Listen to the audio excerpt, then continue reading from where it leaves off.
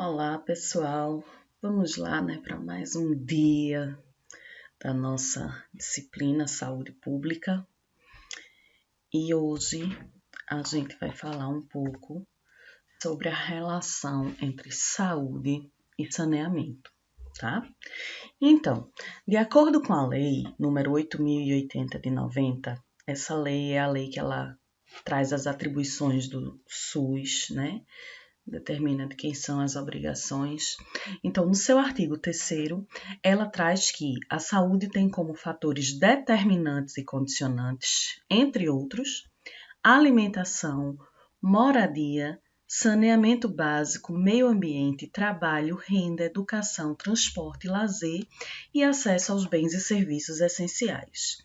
Então, a gente destaca aí, que o saneamento básico ele é um fator determinante para a saúde das pessoas. E aí, nesse momento, a gente estabelece essa relação de forma, legal, a partir da lei, tá? Então, tá posto aí na lei o saneamento como um condicionante e um determinante para a saúde. Lembrando que, de acordo com a Organização Mundial de Saúde, o conceito de saúde ele vai além da saúde física, ele ultrapassa os limites do estado de não doença, Isso, então, a saúde, de acordo com a Organização Mundial de Saúde, ela é o bem-estar físico, mental e social da população, tá? E aí é importante a gente destacar que os níveis de saúde da população, eles expressam a organização social e econômica do país. Como assim, Quanto mais organizado é o país, tem uma economia estável, a gente tem condições de saúde melhores para as pessoas. Porque, de novo, questão econômica, a gente tem aí trabalho, renda, tá? Isso aí tudo como um fator condicionante da saúde. E a gente vai ver alguns dados que demonstram isso, tá certo? Organização social, se as pessoas têm acesso à educação, ao transporte, ao lazer, tá? Então, isso aí também favorece a questão de saúde. Então, quanto mais organizado, quanto melhor a economia de um país, melhores serão os níveis de saúde, beleza? E aí, só relembrando, o conceito de saneamento, ele traz o quê, Ele envolve diversos aspectos. Ele envolve desde os sistemas de abastecimento de água, que é o, digamos assim, é o que a gente mais se lembra, Isso. Então, sistema de abastecimento de água, esgotamento sanitário, a parte de coleta e tratamento desses esgotos, coleta e disposição de resíduos sólidos, Ou seja, o lixo nosso de cada dia gerado na nossa casa, bem como outros resíduos, de outros tipos gerados em outros tipos de estabelecimentos, tá? Drenagem urbana também faz parte do saneamento, Aí através dos canais, tá certo? Sejam eles canais escoamento à superfície livre ou canais confinados, E, junto com tudo isso, a questão do controle de vetores também é uma atribuição de saneamento. Esses vetores, a gente vai ver que principalmente eles se proliferam, em condições onde algum desses elementos aqui está em uma situação de vulnerabilidade. Então, se não existe a coleta e o tratamento de esgoto ou dos resíduos sólidos, vai haver uma proliferação de vetores, tá? Se a drenagem urbana ela não funciona, ela está de forma inadequada, vai haver uma proliferação de vetores e, consequentemente, uma disseminação de doenças, tá certo? Então, a gente traz aí esses fatores como extremamente importantes para o controle de vetores. E aí a gente tem também a questão do uso da água potável. Água é considerada alimento, tá certo? Então, se vocês lembrarem da aula passada, inclusive, das doenças transmitidas por alimentos, Então, a água está lá como um alimento e um dos principais transmissores de doença. né? Então, a água potável, ela visa garantir a segurança, né, alimentar da população. Então, quando a gente fala de segurança alimentar, a gente fala da quantidade de alimentos que as pessoas precisam, né, para suprir as suas necessidades e também da qualidade desses alimentos, né? A questão da higiene dos alimentos, da higiene da água. Então, a água potável, ela é fornecimento de alimento seguro. Então, tá aí, a atribuição do saneamento é fornecer água potável à população. Já em relação ao sistema de esgoto, né, que envolve a coleta e o tratamento desse efluente, ele visa justamente promover a interrupção da cadeia de contaminação humana, porque os esgotos domésticos, eles acabam contaminando não só a água, mas o solo, né, se eles forem dispostos inadequadamente, e acaba que as pessoas têm contato com esse material contaminado e podem vir a desenvolver diversas doenças. E aí a melhoria da gestão dos resíduos sólidos, a gente tem, né, aí a questão do impacto ambiental. A gente sabe que a disposição desses resíduos de maneira inadequada causa um impacto ambiental muito grande, contaminação também do solo, contaminação da água, tá? E se a gente melhora essa gestão dos resíduos, se a gente consegue ter uma disposição adequada, a gente também vai estar aí auxiliando na questão da proliferação dos vetores. A gente minimiza a proliferação de vetores. Só para a gente dar um exemplo, assim, eu não sei se vocês já tiveram oportunidade de visitar um lixão e um aterro sanitário, né? Infelizmente, a gente ainda tem muitos lixões espalhados aí pelo Brasil, apesar de a Política Nacional de Resíduos Sólidos, ela prevê o fim dos lixões inicialmente até 2014, né? A gente já está em 2020, mas isso é assunto para outro momento. Então, veja, se você chegar num lixão, o lixão ele é aberto, então ele tem pessoas dentro da massa de lixo, né, catando lixo, ele tem animais de todo tipo que você imaginar, de cachorro, gato, jumento, né, além de aves, né, os famosos urubus e outros animais também que podem aparecer, e uma infinidade de outros animais, de vetores, rato, barata, tudo que você imaginar, né?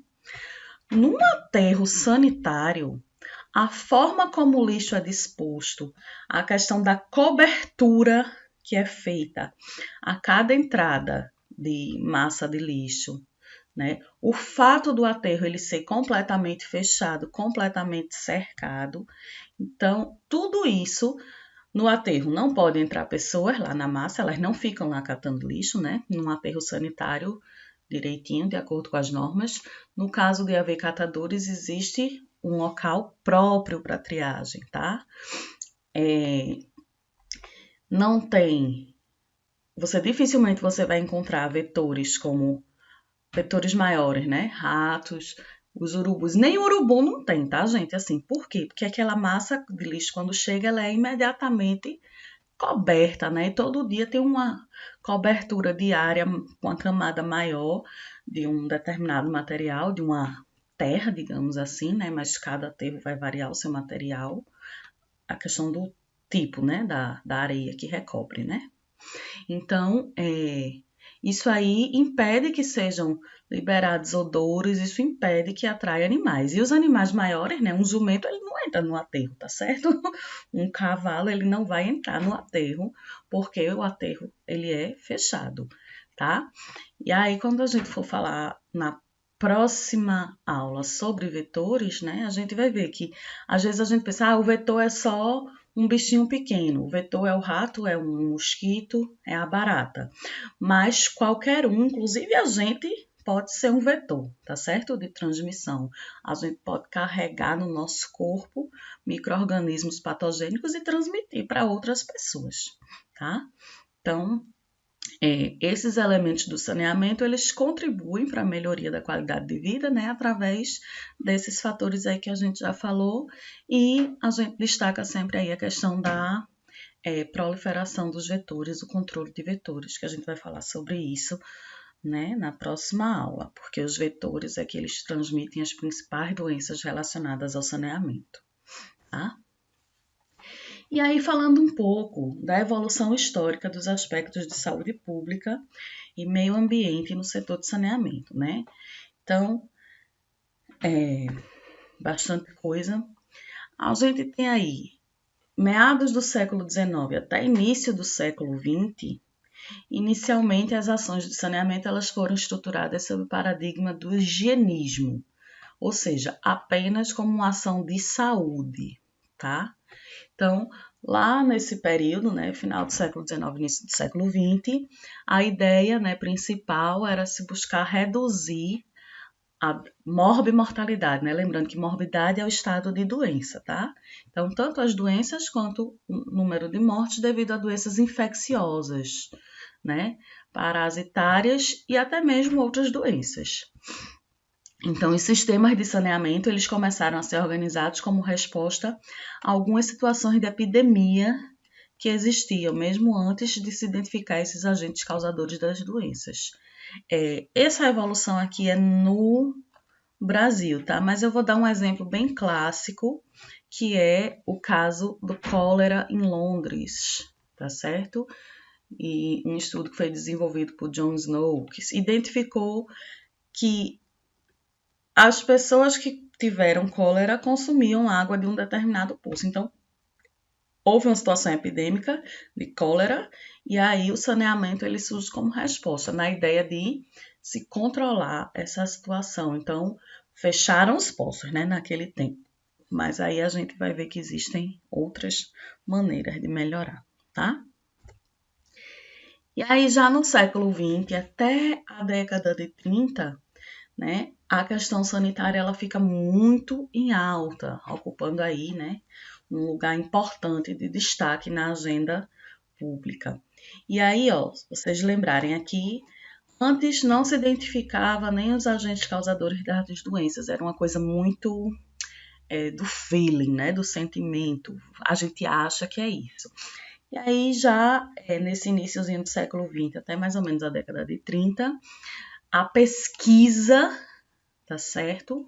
Né? As bases científicas, elas passam, né?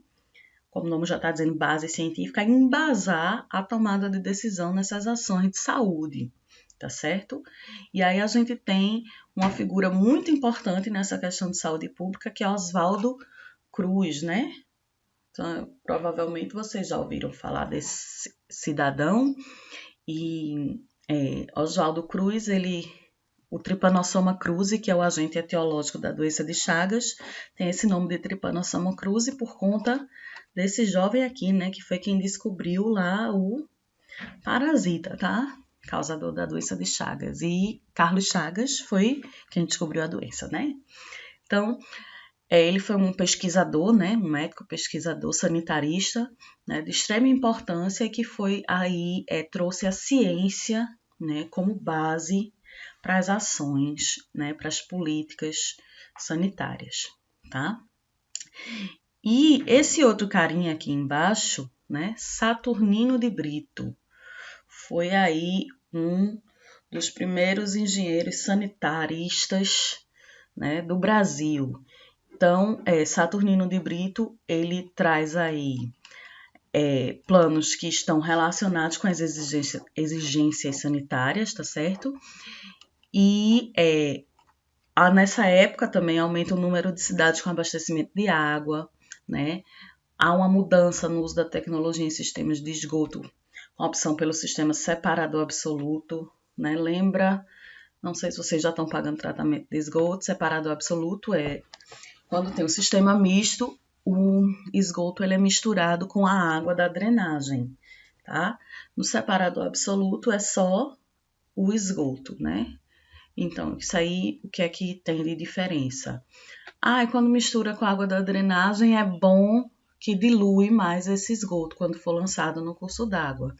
Tá, mas no caso do tratamento, você aumenta muito o volume a ser tratado quando você mistura com a água da chuva. Né? Então, existem, né, pontos de vista diferentes, mas Saturnino de Brito ele foi defensor aí do sistema separador absoluto e de políticas né, higienistas também, tá? Saturnino de Brito ele foi responsável pela adequação do rio Tietê em São Paulo, né, dentro da cidade. Então, o rio Tietê ele passava de maneira natural, digamos assim, né, desordenada, e todo o projeto que envolvia a canalização, a construção das marginais partiu aqui de Saturnino de Brito, tá? Então, Oswaldo Cruz era paulista, né? Nasceu em São Paulo, era médico, tá?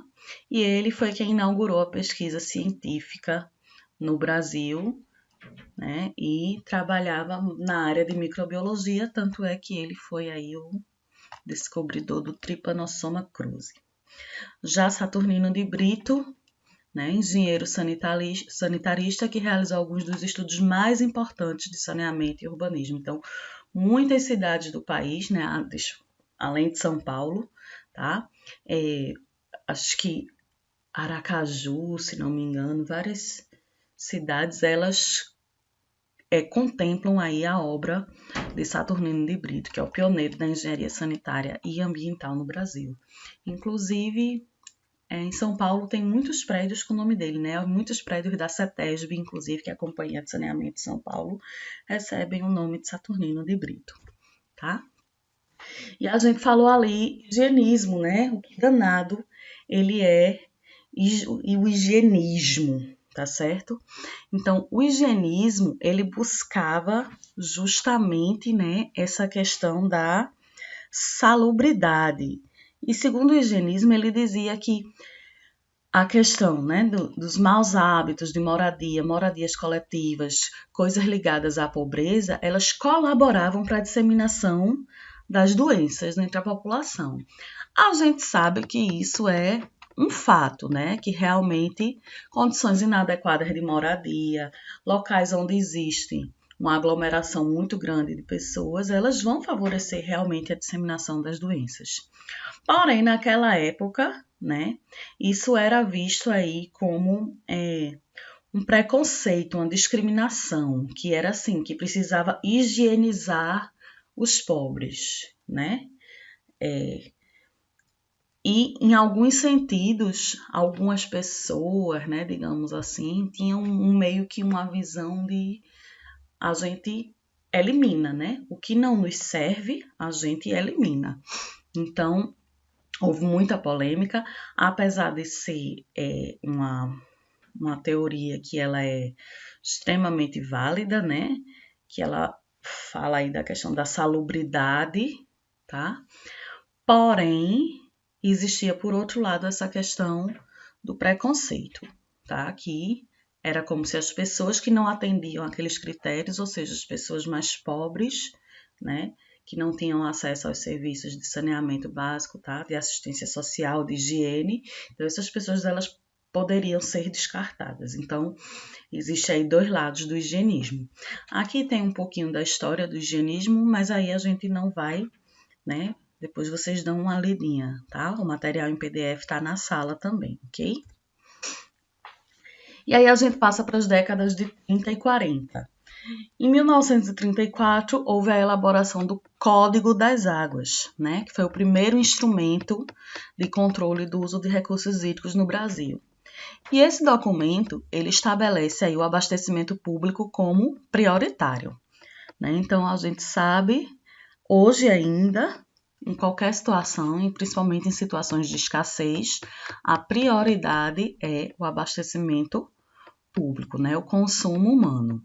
Então, quando ele traz aí que o uso principal das águas, o uso prioritário das águas é o abastecimento público, ele garante que as pessoas tenham acesso à água. Porém, entretanto, contudo, todavia, esse Código das Águas, né, apesar de trazer aqui o abastecimento público como prioritário, o enfoque dele era muito voltado para a questão da geração de energia hidrelétrica, né, para o aproveitamento da energia hidrelétrica também. Então, existem aí algumas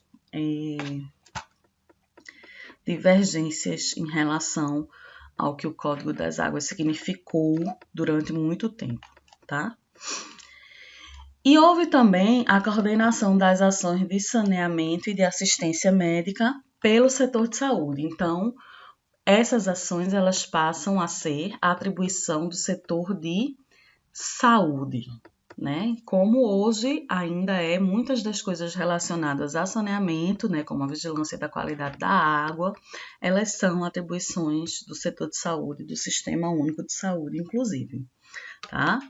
Lembrando que naquele tempo a prioridade, né, o que eles achavam mais importante era garantir a assistência médica e não, né, as ações de saneamento elas não eram prioritárias. E aí a gente já viu, né, lá no comecinho, que um está intimamente ligado ao outro. Se você promove ações de saneamento, você melhora o estado de saúde e doença da população, e aí você vai precisar de menos assistência médica, obviamente, né? Tá? Então, vamos sempre lembrar disso. Décadas de 50 e 60, aí surgem, né, os primeiros parâmetros físicos, químicos e bacteriológicos de qualidade da água, através das legislações estaduais e federal também, tá? E aí, antes a gente só tinha água, agora a gente passa a ter características desejáveis, né? Ou seja, os parâmetros que essa água deve ter para que haja um consumo seguro, né?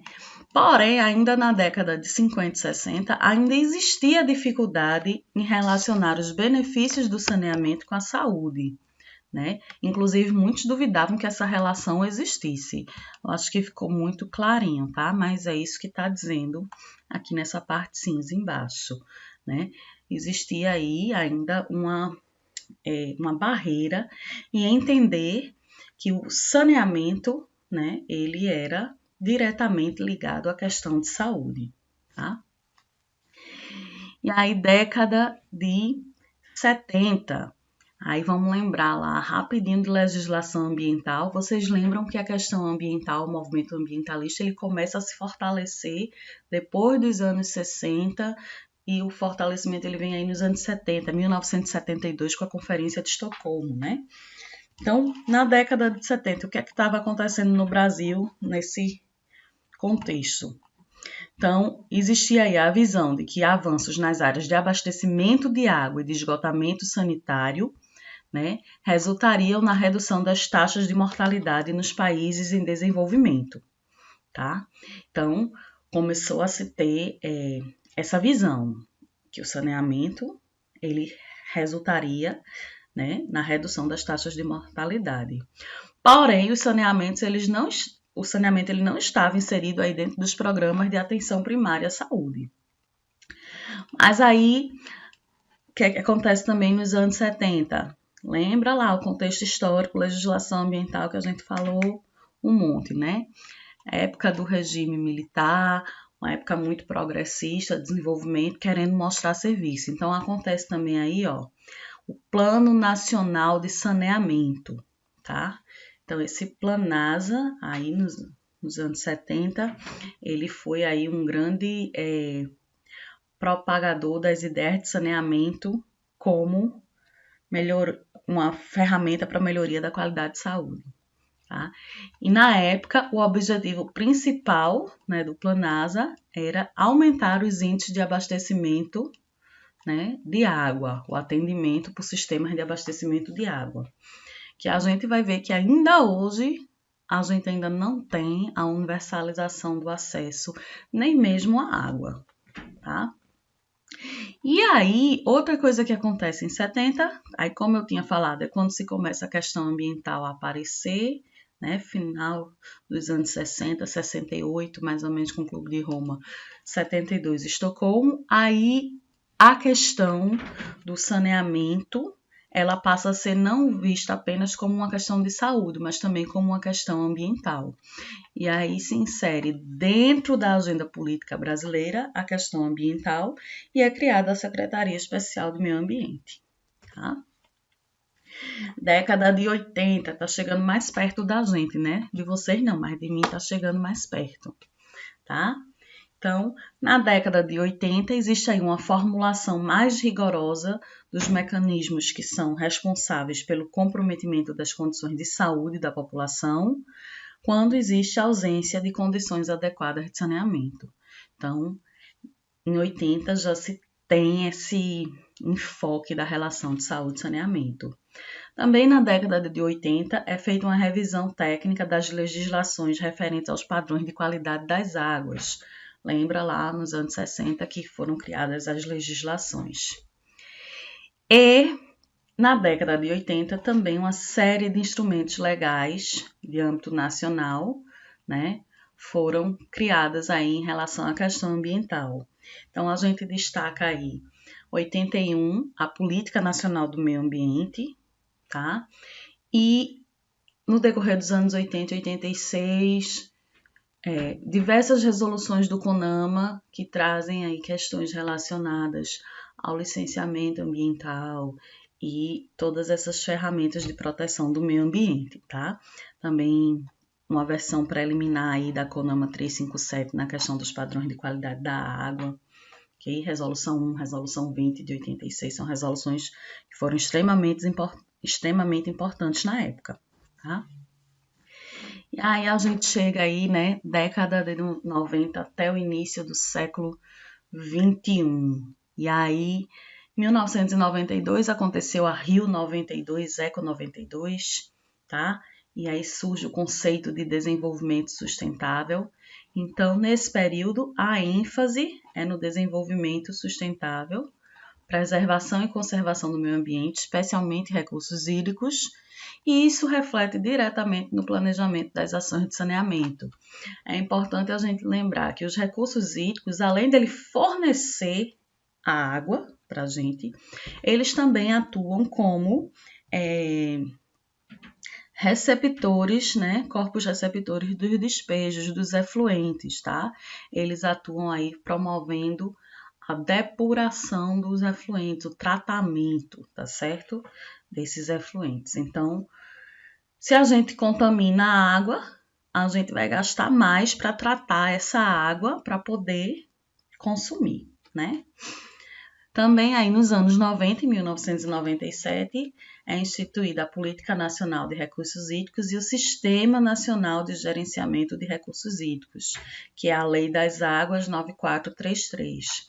Essa lei, ela, apesar de não revogar o Código das Águas de 34, ela traz aí diversas inovações, né? Já tira o foco da questão da geração de energia hidrelétrica, né? Da água como geração de energia hidrelétrica, e ela traz aí o foco realmente na questão ambiental, na preservação da água, na água como um bem público e que a gente precisa cuidar, tá? E também existe aí um incremento na avaliação dos efeitos e consequências de atividades de saneamento que vão causar aí impactos ao meio ambiente também aí nesse período, tá? Então a gente tem aí uma mudança no paradigma. A gente tem antes um início, uma visão higienista, né, que focada na questão da saúde só, e aí a gente vem evoluindo, relacionando saúde e meio ambiente com o saneamento, tá? E aí a gente traz alguns marcos conceituais dessa situação, dessa relação. Então a gente tem alguns autores que discutem, né, essa questão de saneamento e saúde pública, e aí eu vou trazer para vocês dois autores, né? Briscoe, tá? Ele é um dos principais autores aí que trabalha essa questão da relação de saneamento e saúde, e ele traz que a implementação de sistemas de abastecimento de água e de esgotamento sanitário é uma condição necessária, porém não é suficiente para garantir a eliminação das doenças, tá? Então, não basta apenas a gente garantir água e esgotamento. E aí ele traz uma coisa importante, que esses sistemas eles apresentam efeitos de longo prazo sobre a saúde. E esses efeitos eles são bem maiores do que as intervenções médicas. Então, a gente sabe, né? A gente sempre ouviu esse ditado, sempre ouviu falar, é melhor prevenir do que remediar. E o que acontece? Efeitos de longo prazo sobre a saúde. Esse longo prazo aí foi o que dificultou tudo, né? Porque a gente sabe que tudo funciona à base de política.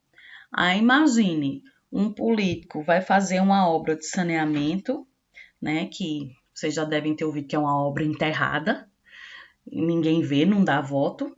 Vai fazer uma obra de saneamento onde os resultados só vão ser sentidos daqui a 20 anos, 30 anos, né? É interessante politicamente falando?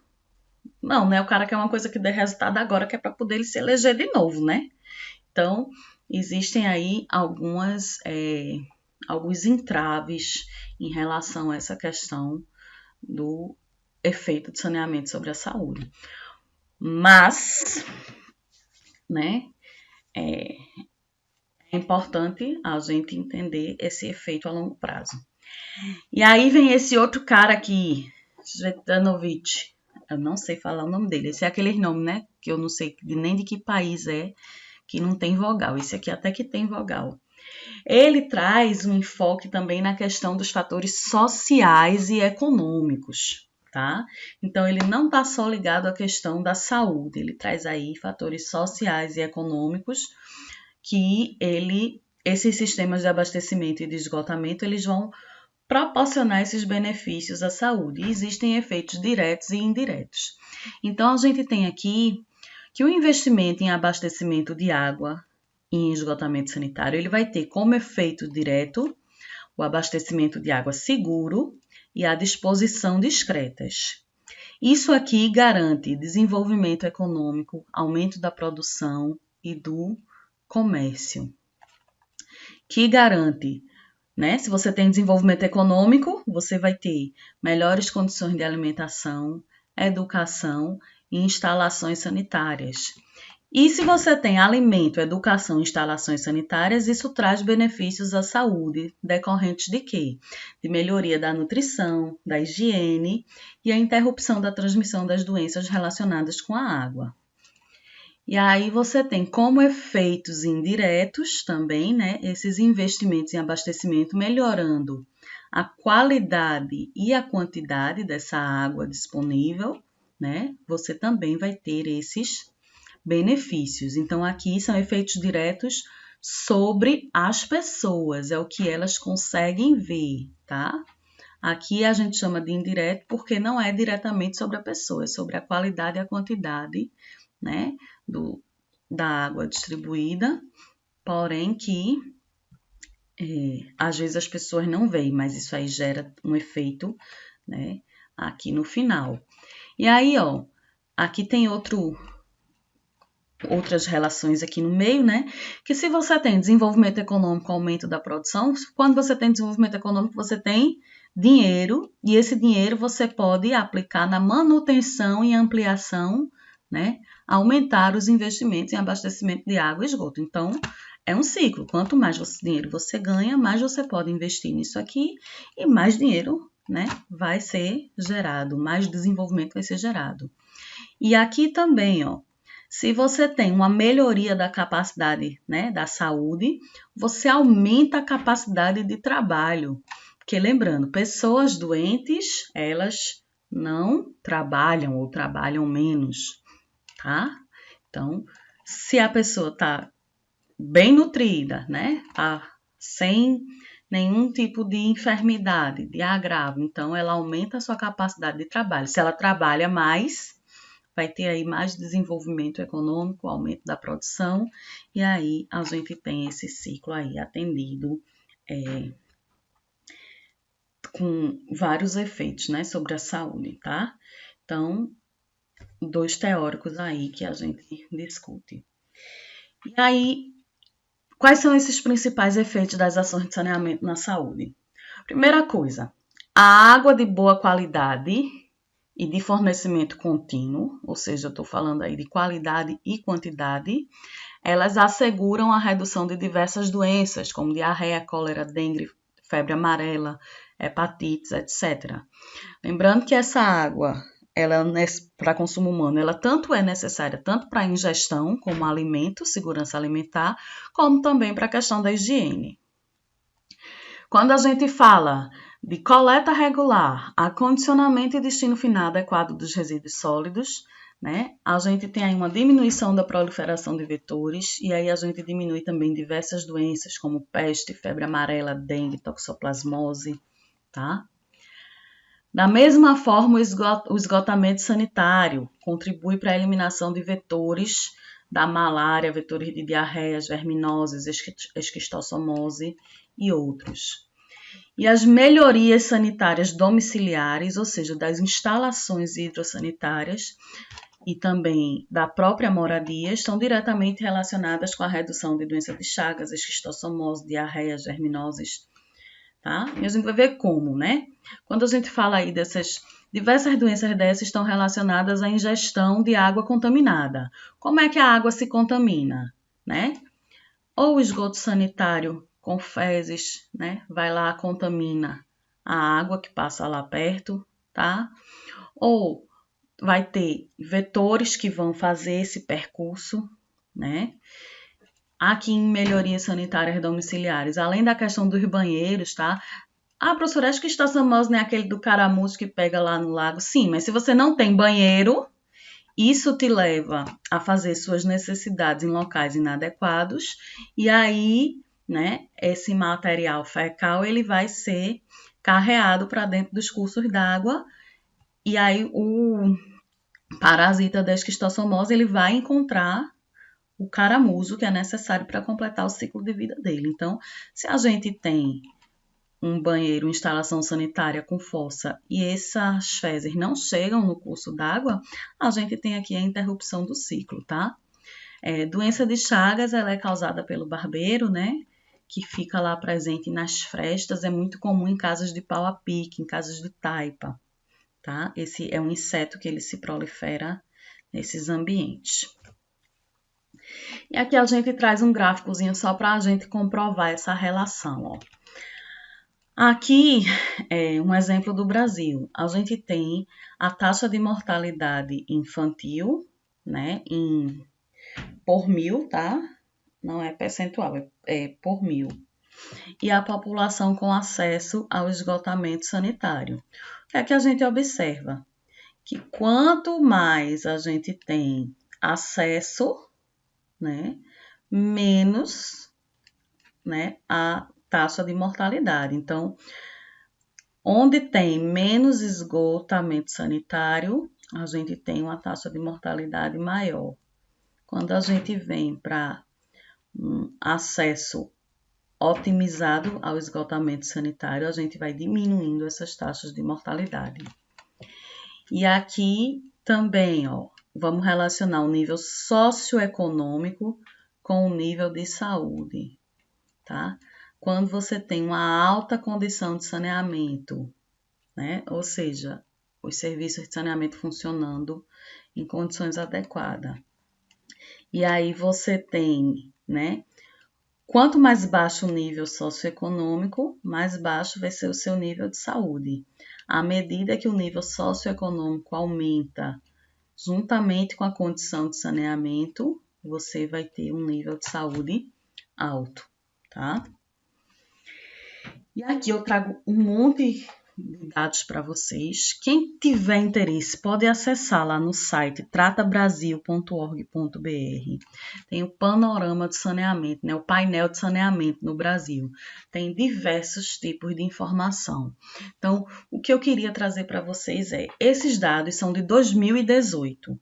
Em 2018, 25% da população brasileira tinha recebimento irregular de água.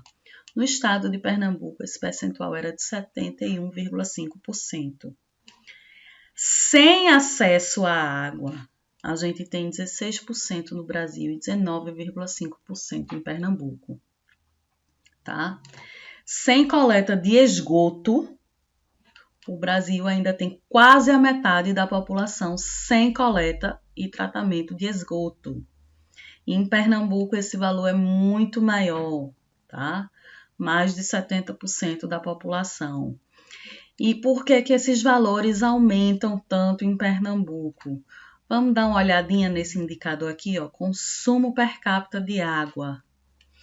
A média brasileira é de 134 litros diários por pessoa. Em Pernambuco, é de 75 litros diários por pessoa. Então, você tem uma disponibilidade de água muito menor do que a média nacional. E aí, outros dados estão relacionados à questão de internações por doenças de veiculação hídrica. No Brasil, foram 233 mil internações em decorrência dessa doença no ano de 2018. Aqui em Pernambuco, 7.653. Não trouxe os custos de Pernambuco, mas vamos dar uma olhadinha aqui, ó.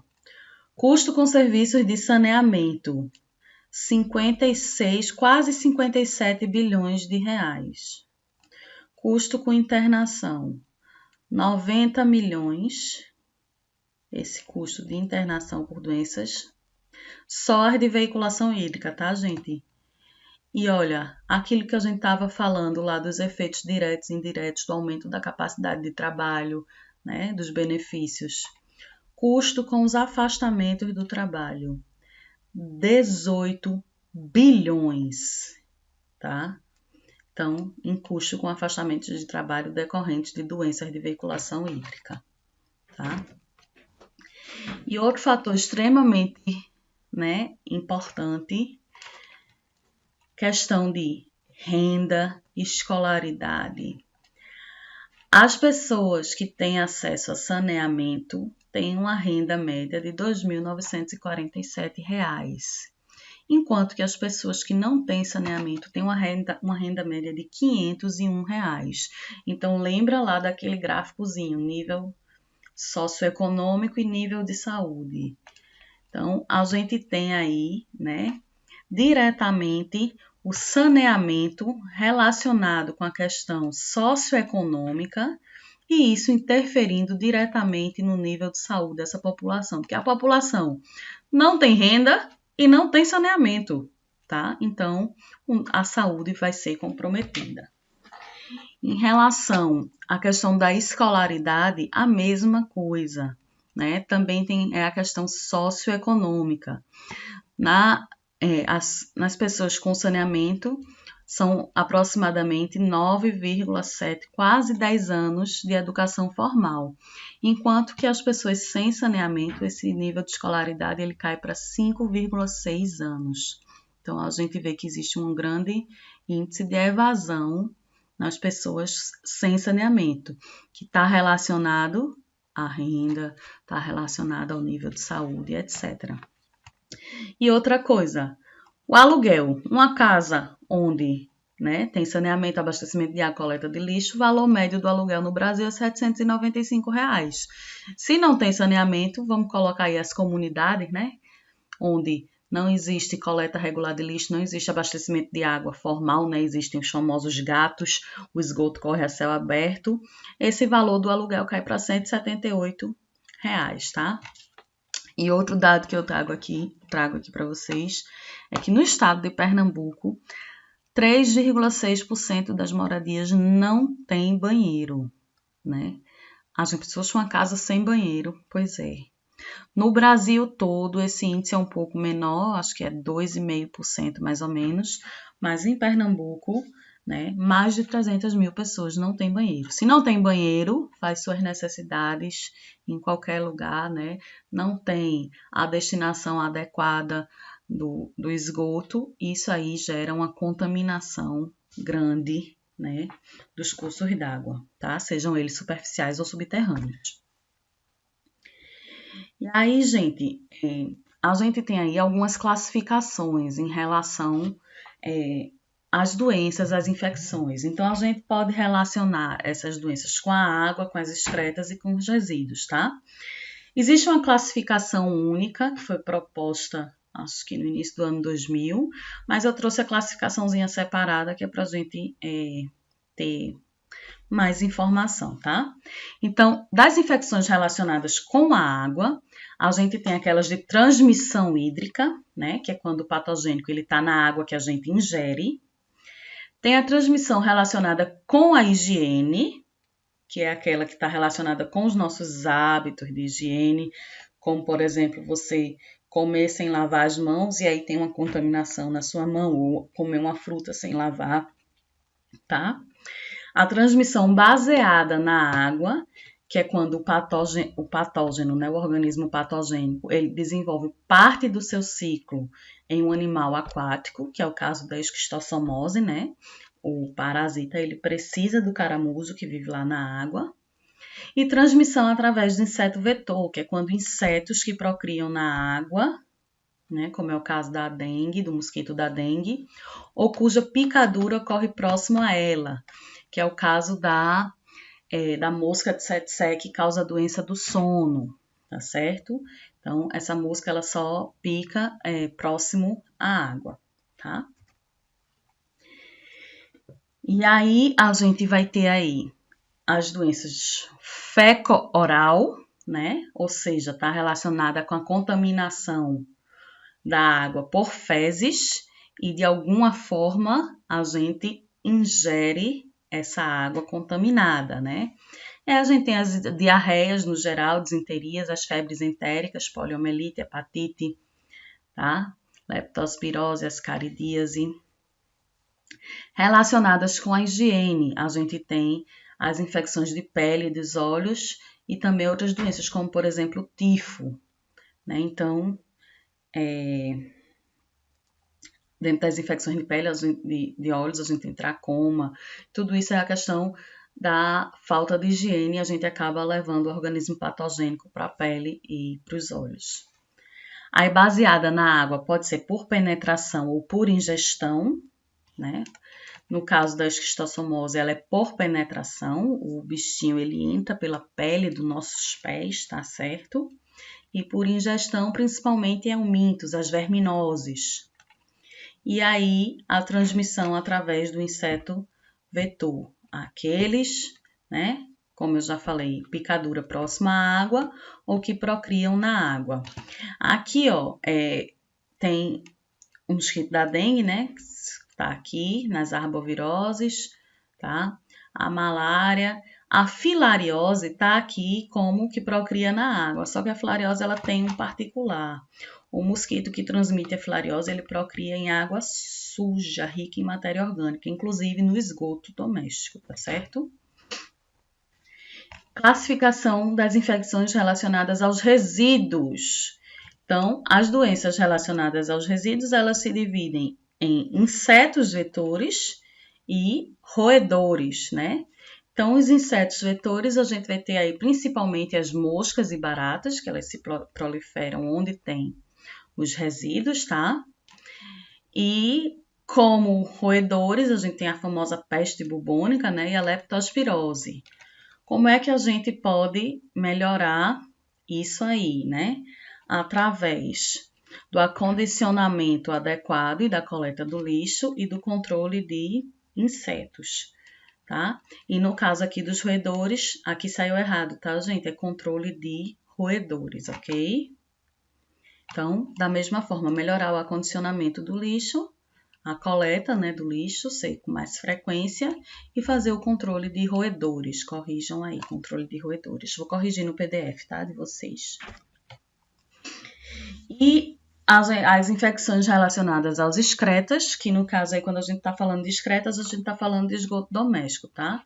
Então a gente tem doenças feco-orais não bacterianas, bacterianas, os eumintos presentes no solo, que são aqueles que a gente tem contato assim, andando. A mãe sempre fala, né? Não anda descalço, menino, que tem várias verminoses que a gente pega só andando descalço, tá? A teníase, os eumintos hídricos, né, que são na água, e as doenças transmitidas por insetos que estão relacionadas aqui, ó, excretas, esgoto, tá? Então, principal via de transmissão, né? Para essas doenças feco-orais, não bacterianas e bacterianas, a gente tem a via pessoal, né? Contato pessoa a pessoa. ou ainda a via doméstica. E a gente pode melhorar isso com abastecimento de água, educação sanitária, melhoria nas habitações, instalação de fossas sépticas para afastar, né, o esgoto sanitário do contato com a água, né, tratamento das excretas antes do lançamento ou do reuso, tá? Em relação aos elementos do solo, principalmente, né, o tratamento dos excretas antes da aplicação no solo. Esse tratamento ele pode ser feito através da instalação de fossas sépticas. Então, jardim, campos, culturas agrícolas, os meninos lá andando descalço, né, pode pegar essas verminoses, tá? Aí a gente tem a tênia, né? A tênia também, sendo que a tênia é jardim, campos e pastagem, mas por quê? Alguns animais que estão lá pastando, né? O gado e o porco, né? Que se alimentam de alguma coisa que está contaminada com o verme da tênia, com os ovos, e aí a gente se alimenta desses animais e pode aí vir a desenvolver a teníase, né? Que é a famosa solitária, né? Então, novamente, a gente pode melhorar como? Tratamento dos efluentes, né? A partir da instalação de fossas e outras tecnologias. E no caso, quando a gente já está em casa, é a questão do cozimento da carne, né? Para a gente evitar ingerir uma carne que esteja contaminada, é só cozinhar muito bem para garantir que aquele verme ele vai morrer, né? Digamos assim. Eumintos da água, aí a gente tem aí, por exemplo, a esquistossomose e algumas outras verminoses, tá? Então, sempre o tratamento de excretas antes de lançar, seja no solo ou na água, e esse tratamento pode ser um tratamento com a coleta e tratamento de esgoto ou uma simples instalação de fossas já vai ajudar bastante na solução desse problema. E no caso da esquistossomose, a questão do controle do reservatório animal, ou seja, eliminar os caramujos. Tá? E em relação às doenças transmitidas por insetos, né, existem insetos, como eu tinha falado, que eles procriam em locais contaminados por esgoto, como é o caso da filariose, tá? A filariose, o mosquito da filariose, ele se reproduz no esgoto. É por isso que Recife é uma das cidades do Brasil que tem o maior número de casos de filariose, porque Recife tem uma grande rede de drenagem, né, muitos canais a céu aberto, e esses canais, em sua maioria, eles recebem contribuição de esgoto. Então, eles são locais próprios para reprodução desse vetor, do vetor da filariose, tá? Então, o controle é feito a partir da identificação e eliminação dos locais de procriação. Beleza? E aí, para a gente encerrar, né? Essa aula ficou um pouco extensa, eu estava tentando deixar sempre em 40, 45 minutos, mas a gente já vai chegando em 1 hora. Mas aí, só para a gente encerrar, eu deixo para vocês aí a reflexão. O que é mais importante? A qualidade ou a quantidade? Pense aí, vocês. O que é que vocês preferiam? Vocês preferem ter pouca água, mas uma água boa, ou vocês terem muita água, sendo que essa água tem uma qualidade ruim? Né? O ideal é que a gente tenha os dois, né? Qualidade e quantidade. Então, alguns autores, né, eles afirmam que não é só a questão da qualidade, mas principalmente a quantidade de água disponível, ela vai representar um impacto na saúde das pessoas. Já outros, né, já afirmam que a melhoria das condições de esgotamento sanitário, ou seja, tratamento do esgoto, gerando aí uma diminuição de vetores e uma melhoria da qualidade da água também, né? Ele vai ter um maior benefício do que o próprio sistema de abastecimento de água, né? Que essa melhoria do esgotamento sanitário, ele vai aí atuar diretamente na redução da incidência de diarreias. Então, existe aí essas duas vertentes, uma que tem um enfoque no abastecimento de água, né, na quantidade de água, e outra com enfoque na melhoria das condições de esgotamento sanitário. Tem alguns estudos que mostram que a quantidade ela acaba sendo mais determinante, né, do que a qualidade em alguns locais. principalmente locais que não tem nenhuma água. Então, imagine uma situação que você não tem nada de água e de repente você tem 20 litros de água ruim. Então, esses 20 litros de água ruim, eles vão contribuir muito mais na questão de saúde do que você ter 2 litros de água boa, tá? Então, esses 2 litros de água boa que só vai servir para você beber, só vai dar para uma pessoa beber, 2 pessoas no máximo, né, bebendo pouca água. Ela não vai impactar tanto na saúde como 20 litros de uma água que não é tão boa, mas que vai permitir que você faça outras atividades. Beleza? Então, acho que os dados que a gente trouxe aí, as informações, elas mostram bem essa relação entre saúde e saneamento, que realmente, né, as ações de saneamento, elas têm tanto efeitos diretos quanto indiretos na questão de saúde. A gente ouve muito falar aquela questão de que cada real investido, cada dólar, na verdade, investido em saneamento, são 4 dólares poupados em saúde. Não sei se chega a ser exatamente esse valor, né? Esse cálculo ele é estimado para o mundo, né? Mas a gente viu aí os custos no Brasil, os custos de saneamento e os custos com tratamento das doenças. São custos extremamente altos, né? Principalmente o custo de afastamento do trabalho, tá? Então, realmente, cada vez é mais necessário que a gente pense o saneamento não apenas como aquela visão higienista lá do início, mas a gente pensar, né, ter uma visão holística, ter uma visão da questão da saúde, da questão do meio ambiente, né, que tudo isso está interligado, tá certo? Então, a gente fica por aqui. Como sempre, vocês têm um exercíciozinho na plataforma para responder. E qualquer dúvida, vocês podem perguntar por lá ou pelo WhatsApp, onde vocês acharem melhor. Horário comercial, tá, gente? Por favor, 8 às 10, viu? Aliás, 8 às 9. 10, depois de 9 eu não respondo mais, tá? Um cheiro e até a próxima.